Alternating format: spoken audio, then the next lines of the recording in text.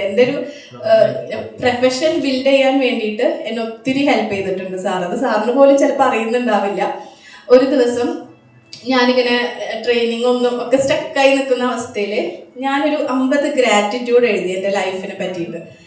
ഈ ഗ്രാറ്റിറ്റ്യൂഡ് എഴുതിയിട്ട് ഞാൻ കിടന്നത് എനിക്ക് ആളുകൾ വലിയ ആളുകൾക്ക് ക്ലാസ് എടുത്തു കൊടുക്കണം, അതുപോലെ ഒരു നല്ല ഗ്രൂപ്പിൻ്റെ കൂടെ ജോയിൻ ചെയ്യണം എന്ന വലിയൊരു ആഗ്രഹത്തോടു കൂടി ഞാൻ കിടന്നു.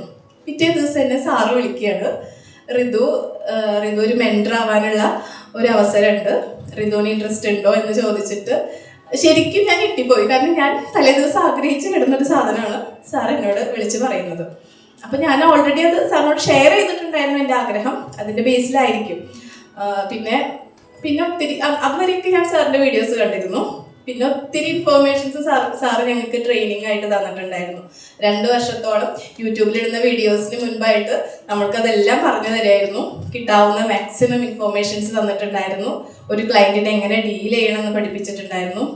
അങ്ങനെ നമ്മുടെ പ്രശ്നങ്ങളും അതുപോലെ തന്നെ ബാക്കിയുള്ളവരുടെ പ്രശ്നങ്ങളൊക്കെ എങ്ങനെ ഹാൻഡിൽ ചെയ്യാം, എങ്ങനെ അവർക്കൊരു സൊല്യൂഷനല്ല, അവരെ കൊണ്ട് എങ്ങനെ ഡിസിഷൻ എടുപ്പിക്കാം, അങ്ങനെ ഒത്തിരി കാര്യങ്ങൾ സാറിൻ്റെ നിന്ന് കിട്ടിയിട്ടുണ്ട്.